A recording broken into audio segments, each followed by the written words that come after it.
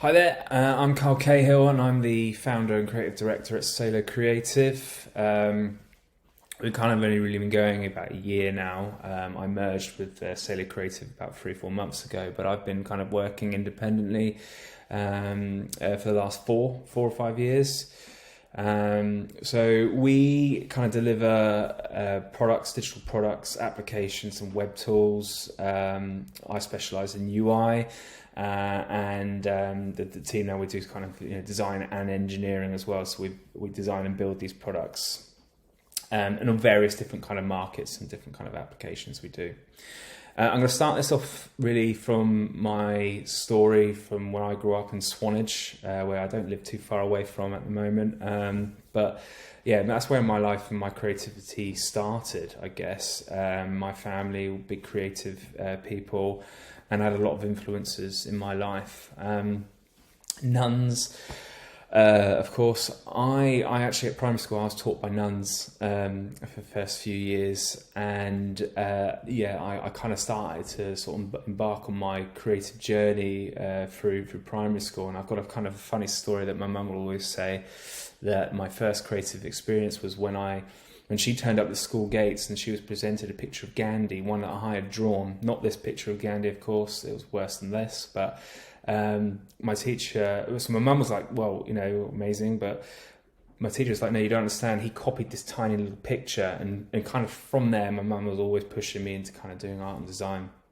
And eventually, years later, I went to Bournemouth University, where I did a digital course, and course digital was coming much more for the forefront of creativity, and I was really good at kind of exploring that and pushing my creative boundaries in the digital space, and I learned a lot here.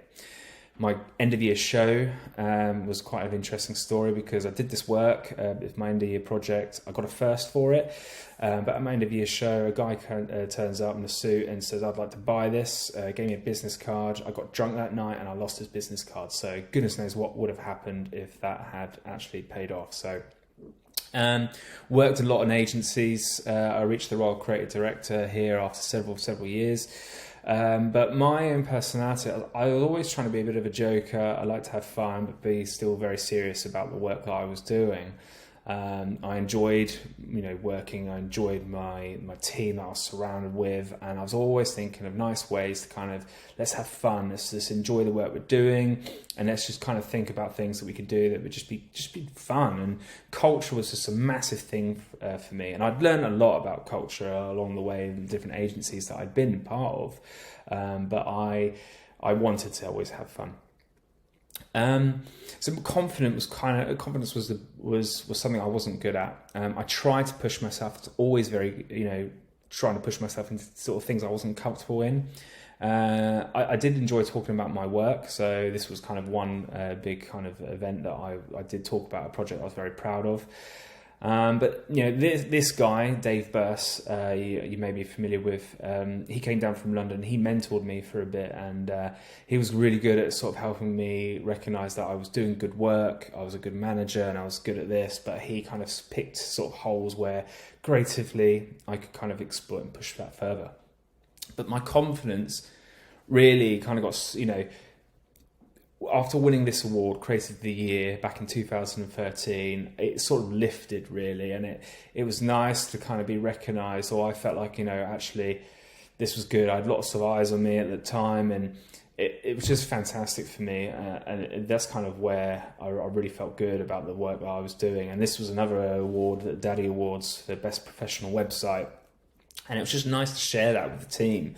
I was never big on awards, but this certainly helped my confidence and realising, wow, okay, I can talk about this openly now and be part of things. So sadly, the agency doesn't no longer exist. Things happened, and I was caught in the toilets here with a colleague saying, well, what's going to happen next? And I had really no idea about that, and I just kind of knew that, and from this agency experience, there was a lot of things that went wrong, and I had to make some learn about these things. And that's, of course, when I actually went independent.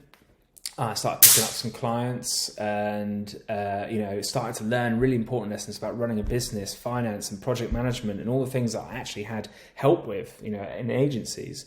But I had to learn that, and I enjoyed that. I wanted to learn this stuff and do it all by myself. And I servicing clients, obviously I was doing all that, but I was pushing myself into other areas. I've never been a particularly great writer. I'm dyslexic, but I wanted to start writing for magazines and start to push my knowledge out there and be much more confident about the stuff that I was writing and be a bit of a thought, leadership really. I created businesses. I wanted to experiment. I've always been very keen on experimenting. I created Pervert Wallpaper, which celebrates local landmarks, publishes local photographers' work. Wanted to do something that was community driven and something that was fair and just to have fun doing something creative. But I always knew, like, from the service-led stuff that I was doing, I needed sort of more help, and I wanted to do much more focused stuff in the kind of UI space. And Rich, my business partner, came aboard, and he's an engineer, and we started to marrying our kind of services really, and to sort of do something good, because we had a good set of clients and we needed to fulfill this better. We've got a core team. This is Salo team so far. This is core. We work with a load of people really, but we try to keep ourselves sort of small, specialised in certain areas, and we're starting to build that team. And I'm excited about the culture that we're now creating, although we actually all work remotely.